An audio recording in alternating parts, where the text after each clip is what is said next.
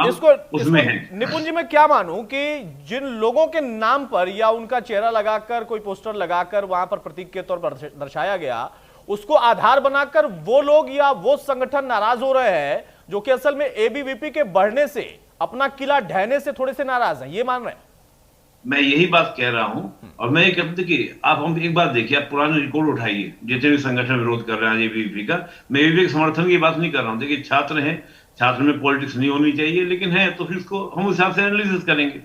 आप रिपोर्ट उठाइए, ये वही जेएनयू है ना जो वाक व्यक्ति की आजादी की बात करती है। जब राम के चरित्र की बात आती है तो किस प्रकार की आवाजें जेएनयू से उठती हैं कि नहीं, राम का चरित्र अगर बोल दिया तो राम का चरित्र खत्म हो गया क्या, राम का चरित्र खत्म हो गया क्या, इस प्रकार की बात भगवान राम के ऊपर कोई टिप्पणी करते हैं तो उस पर लड़ने को तैयार हो जाते हैं जेएनयू के लोग। और आज एक पुरुष की, एक लड़के की, जो जिसे 5 साल से जो जेल में पड़ा है, जिसकी जमानत नहीं हो पाई इसलिए क्योंकि प्रथम दृष्टया वो आरोपी है, उसकी तस्वीर लगाने से आजादी रोक रहे हैं आप? क्या आपका संविधान केवल एक एक संगठन के साथ में, दूसरे संगठन के साथ संविधान नहीं है? तो मैं ये मान के चल रहा हूं, आप बेवजह की बात कर रहे हैं और जूते चप्पल की बात, ऐसा नहीं होता क्रिया की प्रतिक्रिया नहीं होती है। मैंने देखा है क्योंकि मैं भी जेएनयू रहा हूं, जेएनयू जाता भी हूं। अक्सर मैं देखता हूं, मैं जब पहले जाया करता, जब हम स्टूडेंट थे तो हम देखते थे किस प्रकार की तस्वीरें वहां पर बोर्ड दीवारों पर लगी रहती थी, किस प्रकार की पिक्चर्स हुआ करती थी। जैसे आज एबीवीपी मजबूत हुई है तो वहां राष्ट्रवादी माहौल बना है, उसका विरोध किया जा रहा है। ठीक बात है निपुण जी मैं आपको रोक रहा हूं, बाकी सभी हमारे साथ बने रहे। अभिषेक मैं लौटूंगा, फिर मैं आपसे प्रतिक्रिया लूंगा, कुछ बोलना चाह रहे हैं आप, लेकिन उसके पहले जेएनयू में असल में दशहरे पर बवाल हुआ क्यों, हिंसा क्यों भड़की और हिंसा का गुनहगार कौन है, क्योंकि इस तरीके के आरोप लगे, बहुत सारे सवाल हैं। मेरी सहयोगी आंचल वहां पर ग्राउंड रिपोर्ट पर पहुंची, उन्होंने बातचीत करने की कोशिश की, सुनते हैं जरा वो क्या कह रही। जेएनयू में बीती रात एक बार फिर से बवाल देखने के लिए मिला। ये बवाल था यहाँ पर उमर खालिद को लेकर, ये अफजल गुरु को लेकर था। इसके साथ ही देखिए ये इसलिए किया गया क्योंकि बुराई पर अच्छाई का प्रतीक जो एक दशहरे का कार्यक्रम था उसमें पुतला दहन होना था और बच्चों ने अफजल गुरु, उमर खालिद जैसे लोगों का, और अगर हम बात करें इनके पोस्टर लगाए और उसके बाद से देखिए विवाद काफ़ी बढ़ गया।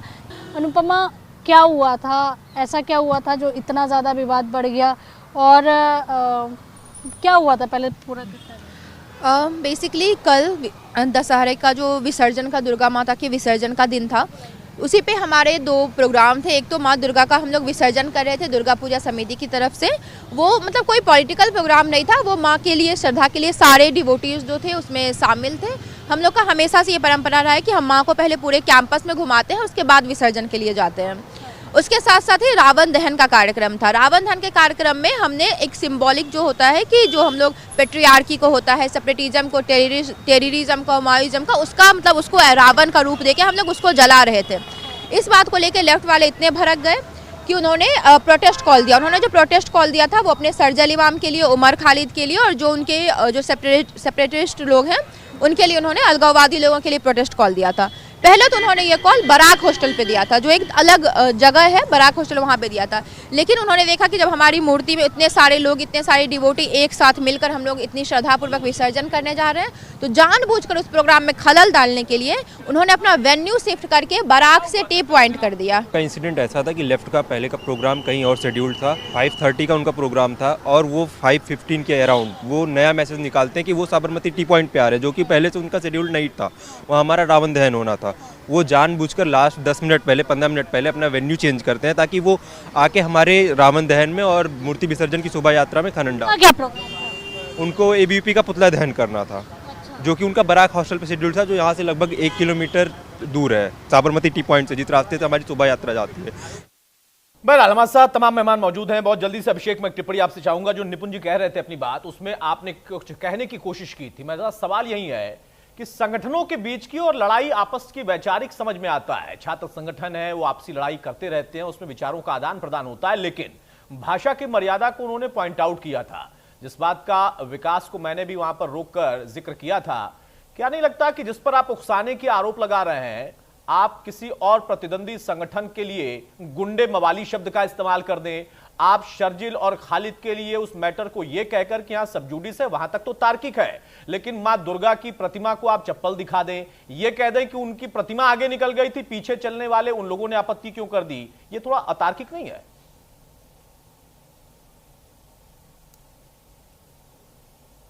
अभिषेक चलिए, शायद मेरी आवाज अभिषेक तक नहीं जा पा रही है। शिखा, आप मुझे सुन पा रही हैं? जी जी। शिखा, अब क्या इस पूरी लड़ाई को, निपुण जी जैसा कहा कि उनका अनुभव कहता है, छात्र संगठन को उन्होंने भी बहुत करीबी से देखा है, छात्र के तौर पर भी अब भी आते जाते हैं, वो कह रहे हैं कि संगठनों की आपसी लड़ाई तो समझ में आती है, लेकिन ये उकसाने वाली भाषा, ये बदतमीजी, मारपीट की नौबत आना, ये आखिर क्यों है? क्या इतना नागवार गुजर रहा है कि एबीवीपी वहां पर धीरे धीरे मजबूत हो रहा है, इस बात में कोई दम है? या आप लोगों की तरफ से प्रतीक के तौर पर जिन चेहरों को लगाया गया, उससे कुछ लोगों के धार्मिक सेंटिमेंट, जैसा उन्होंने कहा कि हमारे सेंटिमेंट या कुछ लोगों के सेंटिमेंट हर्ट्स होते हैं, तो क्या ऐसा हुआ है क्या? देखिए, सेंटिमेंट हर्ट होने की बात जो है ना, कि कुछ लोग इस कैंपस में, मीडिया कब आएगी, मतलब मैं आपको एक छोटा सा ब्रीफ दूं 30 से 40 सेकंड में। वामपंथ जो विचारधारा है अभी बाहर कहाँ जेएनयू कैंपस को छोड़कर बाहर कहाँ सांस ले रही है। जितने भी सेंट्रल यूनिवर्सिटीज हैं पूरे भारत में, जहां जहां इनका दबदबा हुआ करता था, जहां जहां ये जड़े जमा कर बैठे हुए थे, HCU हार गए, जेएनयू में हमारे वैभव जी ने पिछले बार जीत लिया, अभी कुछ दिनों में चुनाव आने वाले हैं फिर से जेएनयू में। तो ऐसे जितने भी कम्युनिस्ट, जिसको गढ़ बना, जो किला इनका कहा जाता था, ये सारे किले धीरे धीरे करके ढह गए। जिनमें सबसे बड़ा झटका इनको जो लगा वो बहुत रिसेंट इलेक्शन था, वो था HCU का इलेक्शन। उसके बाद अब इनकी बौखलाहट है कि अब क्या, आगे क्या। अगर इनको ऐसे स्पॉटलाइट्स, ऐसे लाइमलाइट की जगह ये कब न्यूज में आएंगे, कब आप या दूसरे चैनल, आज इस चैनल पे बैठे हैं, परसों किसी और चैनल में बैठे होंगे, इनको मुद्दा क्या मिलेगा जिसको लेकर ये मीडिया में जा सके। जैसे कि शर्जल इमाम या उमर खालिद या सोको अफजल गुरु, इसके बारे में बाहर बात होती है, लोग अलग अलग तरह के तरीके से अपनी बात रखते हैं। जो एंटी नेशनल है उसको एंटी नेशनल कहते हैं। इस कैंपस में ही इसका विरोध होना ये बताता है कि आप इनकी आखिरी सांसें जो ये ले रहे हैं, इस कैंपस का जो वामपंथ है, ये इसकी आखिरी एक तड़प है। उसके बाद जब द मोमेंट ये इलेक्शन हो जाएगा, ये लोग शांति से बैठ जाएंगे और ये चुन के लाते हैं ऐसी ऐसी चीजों को। लेकिन वामपंथियों पर या वामपंथ पर जितना आपने प्रहार किया, उतना तो उन्होंने आप पर प्रहार नहीं किया, उल्टा एनएसयूआई ने आप पर ज्यादा अलग शब्दों का इस्तेमाल कर लिया। वो कह रहे हैं कि एबीवीपी के गुंडे। देखिए, मैं इस ऑन अ लाइटर नोट, इस कैंपस में कहते हैं कि नोटा का छोटा भाई एनएसयूआई, तो ठीक है, वो सामने प्रतिद्वंदी हैं, एक तरह से विरोध करते हैं, अलग अलग संगठन के हैं, विचार अलग अलग है, बट अब वो जैसी भाषा का उपयोग कर रहे हैं, मैं नहीं कर सकती उसमें। अब वो जो कह रहे हैं, नोटा का छोटा भाई शिखा जी जिस वजह से हारी थी पिछली बार, एनएसयूआई की वजह से ये हारे थे आप इलेक्शन में, आपको मैं याद दिला दूं। अरे भाई, आप लोग आपस में याद दिलाता रहेगा कि कौन जीता था, कौन हारा था। यहाँ पर आपके हार जीत पर मैं चर्चा नहीं कर रहा हूँ। यहाँ पर जो नहीं, आप इलेक्शन पे नोटा का छोटा भाई बोल रहे हैं, ठीक है, ठीक है, नहीं ठीक है, दूसरा का पर्सपेक्टिव आपको नहीं सुनना है। हाँ, आप बहुत तेजी से नेता बन रहे हैं। नहीं, आप अच्छे तरीके से नेता बन रहे हैं, अच्छा है, अच्छी बात है। बहुत जल्दी से अभिषेक कुछ कहना चाह रहे थे। अभिषेक, मेरा सवाल सिर्फ इतना था, जो बात निपुण जी कह रहे थे, मैं उसके अपने सवाल को एक स्लाइड कमेंट 10 सेकंड का मैं बस ये 10 सेकंड एनएसयूआई या फॉर दैट मैटर अगर ये बोल ही दिए हैं तो बोलने पे आज, मतलब अगर इन्होंने मुंह में हाथ डाल के निकलवा ही लिया है, तो अगर एनएसयूआई आगे जाकर, मतलब वो सोचती है, कोई भी पार्टी ऐसा सोचता है कि जो अपने कैंडिडेट सिलेक्शन नहीं कर पा रहा है ढंग से इस कैंपस में, जिसकी खुद की पार्टी से दो कैंडिडेट खड़े हो जाते हैं, एक ग्रुप में बंद कर दिया जाता है, दूसरे को मंच पे चढ़ा दिया जाता है, वो नसीहत ना दे, जो ऐसी भाषा को उपयोग कर सकता है, नहीं मिलता है, वो नसीहत ना दे। ठीक है, 10 सेकंड हो गए। शिखा, आपके 10 सेकंड संगठन नहीं था, ठीक है,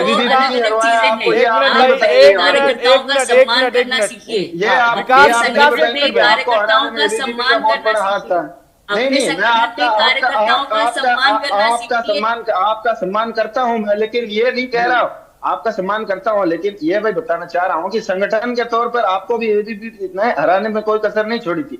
ये बात आप भी मानते हैं, लेकिन बोलेंगे नहीं। मेरी चिंता करने के लिए बहुत बहुत धन्यवाद। नहीं, आपने चिंता की है तो मैं भी आप ठीक बात है। अब आप दोनों लोग शांत हो जाए, अभिषेक और शिखा आप शांत हो जाए। हम एक ही यूनिवर्सिटी के छात्र हैं। ठीक है, अभिषेक आपसे मेरा सवाल है, निपुण जी ने जो बात कही है, क्या एबीवीपी का बढ़ना या किसी छात्र संगठन का बढ़ना दूसरे छात्र संगठन को नागवार गुजर रहा है? मूल वजह यह है, दूसरों के अभी जो परिणाम आए हैं, क्या उसके पीछे का कारण वो है क्योंकि जो आपने आपत्ति की है, आपका कहना है कि भाई उनकी प्रतिमा निकल गई, जुलूस निकल गया, उनका जुलूस निकल भी जाए, अगर 4 लोग पीछे रह जाए तो भी आपत्ति वो कर सकते हैं, अगर आप चप्पल दिखाएंगे या गाली गलौज होगी अगर सच है तो। दूसरा, उनका जो तर्क है, एक सेकेंड अभिषेक, उनका जो तर्क है वो ये कह रहे हैं कि वहां पर हमने रावण के 10 सिर पर उन लोगों के चेहरे लगाए जो कि आज के दौर में राक्षसी प्रवृत्ति के माने जाते हैं, या उनको हम नकारात्मक एक कैरेक्टर के रूप में देखते हैं, और आप कहते हैं कि नहीं, उन प्रवृत्तियों को आप इसलिए अपनाते हैं किसी का धार्मिक सेंटिमेंट हर्ट होता है। दोनों के टकराव की मूल वजह क्या है? नहीं सर, जो बता रहे हैं सर, तो एक बार एक भारत का संविधान जिसे बाबा साहब ने बनाया है, उसमें कुछ कुछ लाइनें लिखी गई हैं कि जब तक किसी को सजा नहीं दी जाएगी, और सजा देगा कौन, कोई प्रथम दृष्टया दोषी है क्या उसके बाद सारे आरोप उसके पर सिद्ध मान लिए जाएंगे, ऐसा भी नहीं है। तो बाबा साहब ने सर्टेन राइट सबको दिए है ना, कि न्यायपालिका क्या काम करेगी, कार्यपालिका क्या काम करेगी। अगर न्यायपालिका को जो न्याय निर्णय देने का काम है, हमारे जो विश्लेषक साहब ही कर देंगे कि नहीं प्रथम दृष्टया दोषी है तो इसलिए इसको रावण बना के जला दिया जाएगा, ऐसा कृत्य क्या भारत के संविधान का वायलेशन नहीं है? क्या आप न्यायपालिका को सुपरसीड नहीं कर रहे हैं कि ये दोषी है? हम अगर 4 लोग बैठ के मीडिया में किसी को दोषी ठहरा दें तो क्या हम लोग न्यायपालिका को सुपरसीड नहीं कर रहे हैं? हमको ये समझना पड़ेगा, किसी के ऊपर आरोप लगे हैं, उसके ऊपर जांच हो, कार्रवाई हो, उसको हम रोकने नहीं जा रहे। लेकिन जो बात कर रहे हैं कि आमने सामने जाकर टकरा हुआ, आप पूरे कैंपस का वीडियो निकलवा लीजिए कि पुतला दहन में 5 लोग थे, साबरमती टी पॉइंट पे अलग प्रोटेस्ट चल रहा था, जो विसर्जन था, विसर्जन अलग से चल रहा था। तो एक टकराव साबरमती एबीपी और उसके बीच में नहीं हुआ है, इस बात को ध्यान रखना। पुतला दहन और जो इनका लेफ्ट का प्रोटेस्ट, उसमें बीच में कोई भी मारपीट नहीं हुई है जो बताया जा रहा है। प्रोसेशन के साथ जो घटनाएं हुई है, प्रोसेशन के बीच में जब ये लोग घुसते हैं और जाके प्रोसेशन की तरफ से प्रोवेक करते हैं, तब जाके घटनाएं हुई है। तो ये दोनों डिफरेंस हमको समझना पड़ेगा कि जो पुतला दहन उससे कोई इंटरलिंक नहीं कर रहा है, ये चीज जो घटना हुई है ये एक प्रोसेशन के साथ इंटरलिंक कर रहा है। ठीक बात है। वैभव जल्दी से एक टिप्पणी आप करेंगे? भाई देखिए, टकराव की वजह जो है वो आमतौर पर यही समझा जा रहा है, माना जा रहा है कि संगठनों के बीच में आपसी टकराव है, उसमें आप धर्म को भी ले आए, उसमें आप वो मामले भी ले आए जो कि सब जुडिस चल रहे हैं, और दोनों के आरोपों में कमोबेश चीजें तार्किक है। लेकिन जब हम बात नियम कानून की करते हैं, जैसा अभी अभिषेक ने कहा कि जब हम संविधान की बात करते हैं, न्यायपालिका की बात करते हैं, तो उसको भी हमें कहीं ना कहीं सोचना पड़ता है, सिर्फ वहां भावनात्मक हो सके सोचने की जरूरत नहीं है। देखिए, इन्होंने बात कही सब जुडिस वाली बात की, प्रथम दृष्टया वाली, जैसे सर ने भी बात रखी अपनी, तो हमने जिनके चेहरे उस रावण पे लगाए, जिन रावणों का हमने दहन किया, चाहे शारजील इमाम हो चाहे उमर खालिद हो, भाई मामला सब जुडिस है ना, वो यही तो तर्क दे रहे हैं कि अभी सब जुडिस मामला है, आप उनको अभी से क्यों रावण बता रहे हैं? वो सब जुडिस है, वो जेल में बंद है, वो लोग, सजा जब मिलनी होगी तब मिलेगी, लेकिन उनके वीडियो, उनके बयान सोशल मीडिया पर उपलब्ध हैं, पत्रिका में उपलब्ध हैं, पूरे सोशल मीडिया में सबने सुना है कि उन्होंने क्या बोला है। उन्होंने देश को तोड़ने की बात की, उन्होंने चिकन नेक को तोड़ने की बात की है, देश पूर्वोत्तर को काटने की बात की है, देश के टुकड़े करने की बात की है। क्या ये देशद्रोह नहीं है? ये देशद्रोह है, हमने सुना है। वो कोई ऐसे ऑल्टर्ड वीडियो नहीं है कि उनको एआई से बनाया गया हो, वो इन्होंने बयान दिए हैं। उमर खालिद और शारजील इमाम अफजल गुरु के जैसे ही आतंकवादी हैं। कोर्ट जब सजा देगा अपने पूरे ट्रायल के बाद में तब देगा, लेकिन उनका ये बयान देश के विरोध में देना, देश को तोड़ने की बात करना, बिल्कुल देशद्रोह में आता है। और ऐसे जितनी भी ताकतें हैं जो देश तोड़ने वाली हैं, राष्ट्र विरोधी ताकतें हैं, उनका हम दहन करेंगे, हम उनका विरोध करेंगे। जेएनयू से उनका विरोध होगा। उनके अफजल गुरु जिसको फांसी हुई, इस देश की कोर्ट ने सजा दी, उस अफजल गुरु के सम्मान में, उसके समर्थन में ये लोग जेएनयू में रैली निकालते हैं, उसके लिए नारेबाजी करते हैं अफजल गुरु के लिए। ये लोग जो कानू सान्याल, चारू मजूमदार, जो नक्सलवादी आंदोलन के लिए जिम्मेदार हुए, जिनके वजह से इतने आदिवासियों की हत्या हुई, इतने आदिवासी इतना पिछड़ेपन में गए, उन लोगों के लिए ये बैटिंग करते हैं, उन लोगों की नारेबाजी यहाँ पे करते हैं। तो ऐसी नक्सली फोर्सेस का, ऐसी राष्ट्र विरोधी फोर्सेस का हमने रावण दहन किया और हम लगातार उसका विरोध करेंगे। जेएनयू में इस तरह के विरोध होंगे। नक्सली विचारधारा सारे कैंपस, जहां जैसे शिकाजी ने बताया कि ये देश के सब विश्वविद्यालयों में जहां इनका कब्जा था, ये खत्म हो चुके हैं। आखिरी सांसें वह जेएनयू में गिन रहे हैं और वो बौखलाहट है इनकी। दिया बुझने से पहले फड़फड़ाता है। 31 मार्च 2026 नक्सल फ्री भारत का संकल्प भारत सरकार ने लिया है। विश्वविद्यालयों ने भी इनको साफ कर दिया है। पटना से पंजाब, असम से हैदराबाद, डीयू और जेएनयू, ये सब जगह साफ हो चुके हैं। इस विचारधारा का कोई रिलेवेंस नहीं बचा है। इसलिए ये लोग बौखलाहट में इस तरह की चीजें कर रहे हैं कि इनको टीआरपी मिले, इसको मीडिया मिले, मंच मिले, तो ऐसी बातें करें। इनका कोई कार्यक्रम वहां नहीं था, सिर्फ शोभा यात्रा में खलल पैदा करने के लिए पथराव करने के लिए वहां सनातन विरोधी नारे लेकिन लगाने इससे तो आप लोगों का फायदा हो गया, टीआरपी उनको चाहिए थी, बैठे आप लोग भी हैं, ये भी तो हो सकता है ना। अरे वैभव जी का टेन्योर और 10 दिन बचा हुआ है भाई, अगर टीआरपी सिर्फ उनको चाहिए था तो आप लोग भी तो बैठे हैं, ये तो बराबर की टीआरपी मिल रही होगी, फिर शिखा को भी मिल रही है, वैभव को भी मिल रही है, अभिषेक को भी मिल रही है, सबको मिल रही है भाई टीआरपी। बहरहाल जल्दी, बहुत जल्दी से, हाँ ठीक है, एक सेकंड। ये जो बोल रहे हैं कि कल महात्मा गांधी जी का जन्मदिन था, गोडसे ने हत्या करी, और गोडसे ने जब महात्मा गांधी की हत्या करी उसके बाद आरएसएस के कार्यालयों में मिठाई बांटी गई, उसके खिलाफ, आरएसएस के खिलाफ, गोडसे के खिलाफ ये क्यों नहीं बोलते हैं? जब इतने कौन से कार्यालय में मिठाई बांटी गई, आप इसका प्रमाण मुझे दे दीजिए। कौन से कार्यालय में मिठाई बांटी गई, आप इसका प्रमाण दे दीजिए। ये प्रमाण मिल जाएगा, ये प्रमाण है। ठीक है, विकास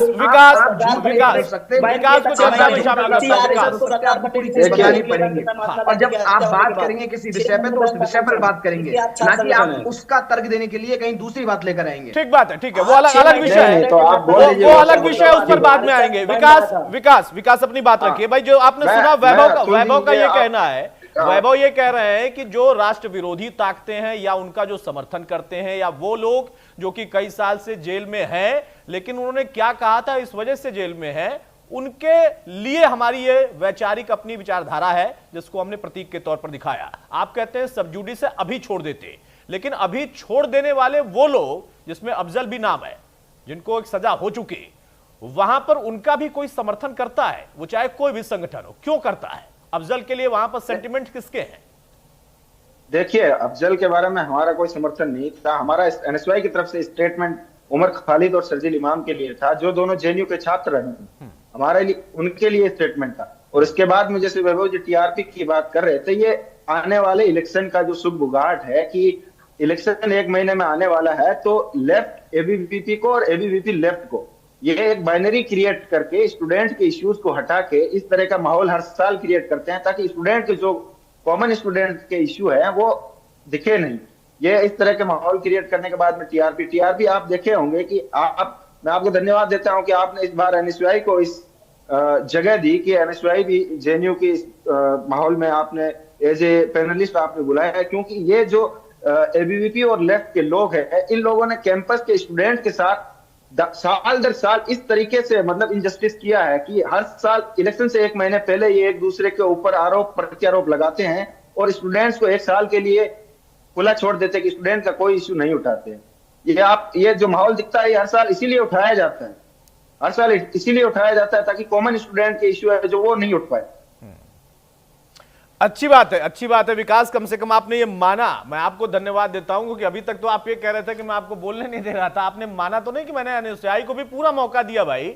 अब लेकिन नुपुन जी मैं आपसे जानना चाहता हूं, आप एनएसयूआई को देखिए, आप एनएसयूआई को मौका देंगे या नहीं देंगे? एनएसयूआई जेएनयू में से बाकी सारी यूनिवर्सिटीज में है। हाँ। कल आरयू में आरएसएस के खिलाफ प्रोटेस्ट करते हुए हमारे बहुत सारे एनएसयूआई के साथी हैं, जिसमें राजस्थान के मैं फिर से कह रहा हूं पूरे देश भर में संघर्ष कर रहे हैं, लेकिन आप संघर्ष करिए, आपके संघर्ष में सब लोग साथ पॉइंट ऑफ व्यू को सुने कि जो एक बाइनरी क्रिएट की गई है ना इस कैंपस में, उसका वो किस तरीके से खतरनाक है इस कैंपस के लिए और इस देश के लिए, वो मैं आपको बताना चाह रहा था। नहीं, अच्छी बात है, इसका स्वागत होना चाहिए। और ये बात देखिए, जब छात्र संगठन आपस में लड़ते हैं, जब पार्टियां आपस में लड़ती है ना, तो मुझे आज के दौर का तो नहीं पता, मैं पुराने दौर की बातों को याद रखता हूं, नेताओं की बात भी याद रखता हूं। सदन के अंदर जब कहा गया कि आप विरोध करिए, विरोध में आपकी भाषा, आपकी मर्यादा और दूसरे की मर्यादा दोनों का ख्याल रखना चाहिए। विरोध के नाम पर एक दूसरे पर गाली गलौज नहीं होनी चाहिए, मारपीट की नौबत नहीं आनी चाहिए, अपनी भाषा को खराब नहीं करना चाहिए। वैचारिक लड़ाई है, कभी एनएसयूआई मजबूत है, कभी एबीवीपी मजबूत है,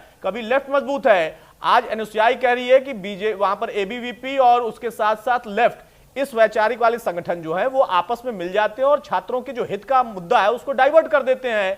जब आप लोग कल को नेता बनेंगे या संगठन से निकलने वाले जब नेता बनते हैं और पार्टियों में शामिल हो जाते हैं, तो वहीं कांग्रेस जो कि एनएसयूआई के संगठन के साथ जोड़ी जाती है और वहीं लेफ्ट विंग, उनकी सरकारें लंबे समय तक चली, अब एबीवीपी और बीजेपी उनकी सरकारें चल रही हैं, तो बहुत सारी चीजें हैं। निपुण जी, अब यहां पर जो सबसे महत्वपूर्ण बात है निपुण जी, वहां पर जो वैचारिक लड़ाई के बीच में है कि भाषा, उग्रता, क्या चुनाव के नजदीक वाला जो आरोप है उसको हम समझे, उसके इर्द गिर्द राजनीति है, उसके इर्द गिर्द आरोप प्रत्यारोप है, इतनी उग्रता जो आ गई है संगठनों में, छात्र संगठनों में। और वहां एक आरोप एनएसयूआई का भी है कि वहां एबीवीपी और लेफ्ट विंग ये आपस में मिल गए, मुद्दे उछाल दिए, जो जेएनयू के कैंपस के और छात्रों के मुद्दे हैं उनको डाइवर्ट कर दिया। देखिए अतुल जी, मैं भी सुन रहा था विकास भाई को भी। विकास भाई ने एक अच्छी बात कही कि स्टूडेंट के आम मुद्दे, क्या स्टूडेंट का कोई धर्म नहीं होता? क्या स्टूडेंट को अपने धर्म को मानने की आजादी नहीं होती? कोई भी व्यक्ति है, मैं हूं, आप हो, स्टूडेंट भी एक धर्म को मानने वाला होगा, दूसरे धर्म को मानने वाला होगा, उसे भी अपने धार्मिक अनुष्ठानों को करने की आजादी होनी चाहिए। तो स्टूडेंट का मुद्दा केवल पढ़ाई नहीं होती, धार्मिक मामले भी स्टूडेंट का मुद्दा होता है और उसके अनुसार वो अनुष्ठान कर सकता है। हम उपवास भी रखते थे, हम व्रत भी रखते थे जब हम लोग पढ़ा करते थे और आज भी रखते हैं। पहले तो बात नहीं। दूसरा जो बात अतुल जी, एक बात इसमें विकास भाई सुनिए ना, ये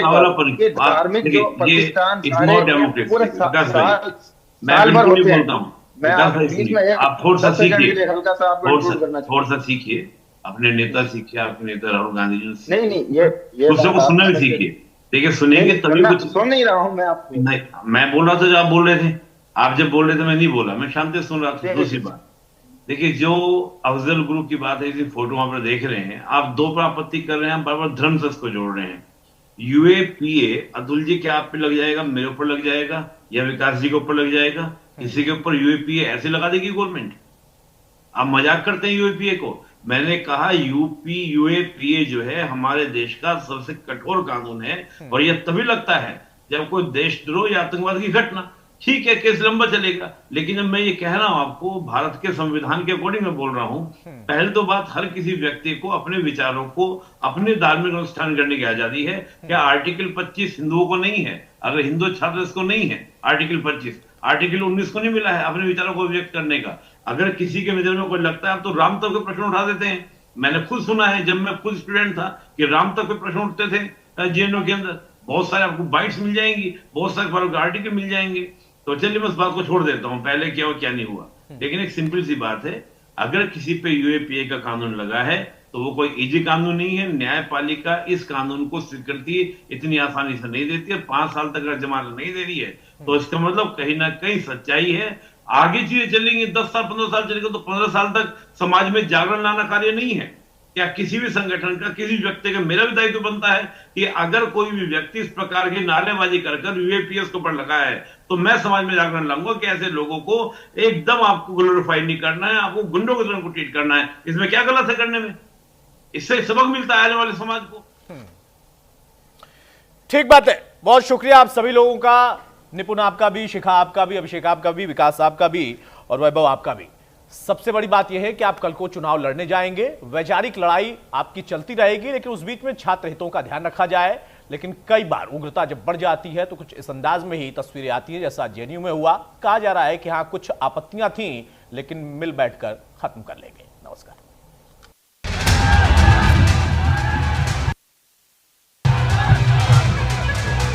जब माँ दुर्गा की शोभा यात्रा निकल रही है, उस शोभा यात्रा के रास्ते में खड़े होकर, इस संख्या में खड़े होकर आप नारेबाजी करेंगे, आप सनातन के खिलाफ नारेबाजी करेंगे, आप देश के खिलाफ नारेबाजी करेंगे और आप वहाँ जूता चप्पल दिखाएंगे तो किसी व्यक्ति विशेष को नहीं दिखा रहे हैं। जब इतनी बड़ी शोभा यात्रा निकल रही है, माँ दुर्गा की मूर्ति उसमें जा रही है, तो आप किसको जूते चप्पल दिखा रहे हैं? जेएनयू की दशा को खराब करने की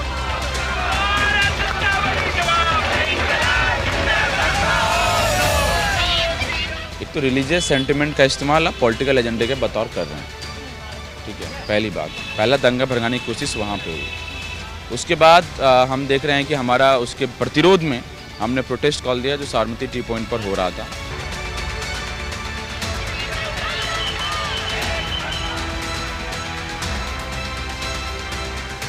महिषासुर जिंदाबाद, माँ दुर्गा मुर्दाबाद, इस तरह के नारे लगाए गए हैं और उसके बाद उन्होंने चप्पल दिखाना शुरू कर दिया दुर्गा माता की मूर्ति को।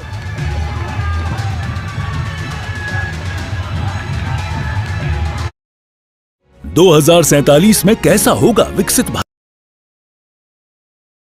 भारत का विकसित उत्तर प्रदेश? क्या आप चाहते हैं कि कृषि क्षेत्र में नवाचार और पशुधन की समृद्धि से बढ़े अन्नदाता की आमदनी? गांव-गांव तक पहुंचे चौड़ी सड़कें, हवाई यात्रा के लिए किसान की जेब में हो पैसे, विश्व स्तरीय शिक्षा